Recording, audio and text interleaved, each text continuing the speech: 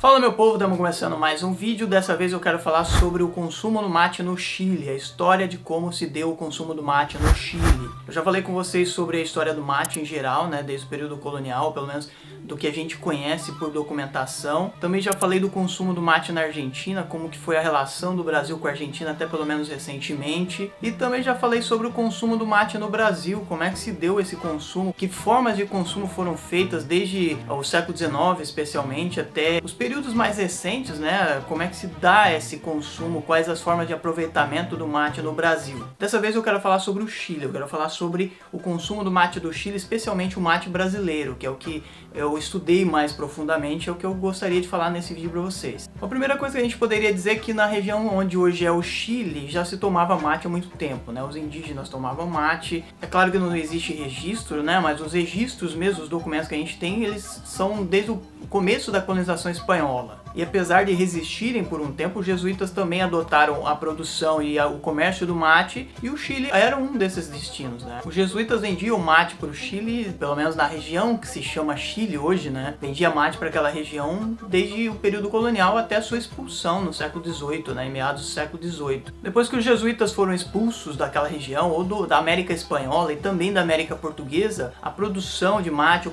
comércio do mate, ele reduziu bastante. Ele, em grande parte, foi abandonado, né, após a expulsão dos jesuítas, mas não desapareceu completamente, evidentemente. O mate só voltaria a ser aproveitado comercialmente de forma muito importante a partir do século XIX. É aí que o Chile surge como o grande comprador de mate do Brasil. O Chile já era um país independente, já tinha sido criado o Chile propriamente dito, e a partir daí eles passam a comprar em grande quantidade e se tornam um dos 3 principais mercados do Brasil, que era chamado de mercados tradicionais da erva mate brasileira. E aí a gente incluiria também, evidentemente, a Argentina em primeiro lugar e depois o Uruguai. Vale dizer nesse ponto que o Chile sempre comprou mate beneficiado. Nos anos 40, especialmente, surgiu uma iniciativa de alguns grandes empresários chilenos para a instalação de indústrias de erva mate no país. Mas esse projeto não frutificou, primeiro porque houve uma conversação entre os interessados brasileiros e os interessados chilenos em torno da questão, e aí no final eles chegaram à conclusão realmente de que era inviável, que era muito mais rentável continuar comprando mate já beneficiado, né? Porque não seria lucrativo instalar uma indústria, ter que importar matéria-prima e assim por diante, como fazia a Argentina. Só que a Argentina era fronteira com o Brasil, então eles tinham acesso muito mais fácil à cancheada, né? A matéria-prima. O Chile não tinha, então durante todo o período eles foram compradores de mate beneficiado. E aí a gente está falando sobre o século XIX,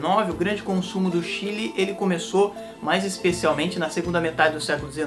Ele teve muitos problemas, teve muitos percalços, teve muitas oscilações, cresceu bastante, mas também reduzia bastante de um ano para o outro em determinados períodos. O grande motivo dessas oscilações era justamente as crises internas, as crises políticas que o próprio Chile enfrentava, assim como acontecia também com a Argentina, assim como acontecia também com o Uruguai. E esse consumo ele se manteve num certo nível, né? E não mudou.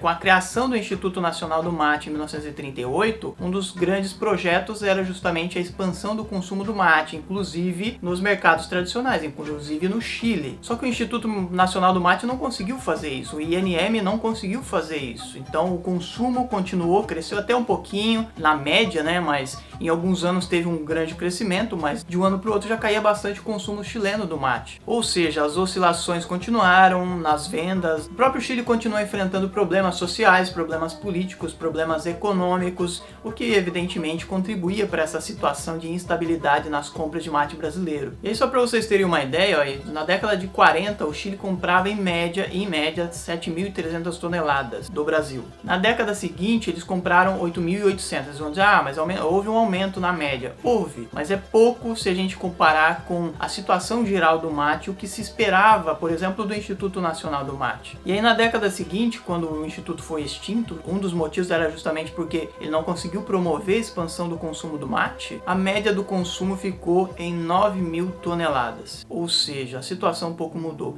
Se a gente pegar de ano para ano, fica ainda mais evidente que havia uma grande oscilação nesse consumo. E não havia estabilidade, essa é a questão. O Chile era um mercado importante, era um dos 3 grandes mercados do Brasil, mas era bastante instável. Claro que a gente teria que ver como é que ficou depois da extinção do Instituto em 1967, né? Mas aí é uma questão para outro vídeo, especificamente, falar com detalhes e tudo mais. O que a gente pode dizer é que nesse período, antes dele ou depois da extinção do instituto, enfim, o que a gente tem é um consumo do mate em formatos tradicionais. No período colonial, sobretudo o chimarrão, e a partir do século XIX, especialmente no século XX, a gente tem cada vez mais um consumo de mate no formato de chá. E aí ele aceita diversas misturas, que quem é familiarizado com mate conhece muito bem, né? O mate com leite, o mate doce, o mate quente, o mate gelado, e aí vai. Então esse consumo do chá ele continuou, né?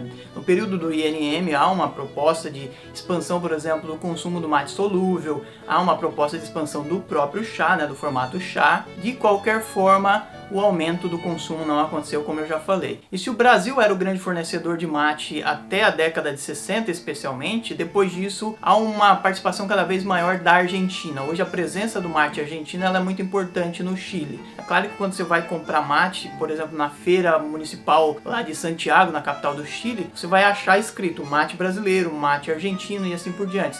Existe essa diferença, mas o mate argentino está muito presente. E aí uma outra coisa que a gente poderia dizer também é que o mate tem muitos concorrentes, sempre teve, né? Que é uma coisa que contribuiu para o não avanço do consumo do mate nesse país. Existem muitos sucedâneos que concorriam com o mate e ainda hoje concorrem, né? Se a gente for analisar, tem diversos produtos que são concorrentes diretos do mate. Nesse caso a gente teria evidentemente os chás, especialmente o que a gente chama de chá da Índia, a gente tem também o chocolate, a gente tem o café e evidentemente a gente tem também os refrigerantes, que tem uma propaganda muito forte, que tem muitos recursos para fazer propaganda, coisa que o pessoal do mate nunca teve muito, né? Até no período do próprio Instituto Nacional do Mate, não tinha recurso para fazer propaganda de forma muito eficiente ou para concorrer com esses produtos. Para terminar, a gente poderia dizer que o mate ele está muito presente no Chile até hoje, né? Na capital especialmente, em algumas regiões, ele é consumido pela população mais comum, né? Até porque ele é mais barato do que outros produtos, outros chás, por exemplo. Mas uma curiosidade, uma última curiosidade, é que o mate não é tão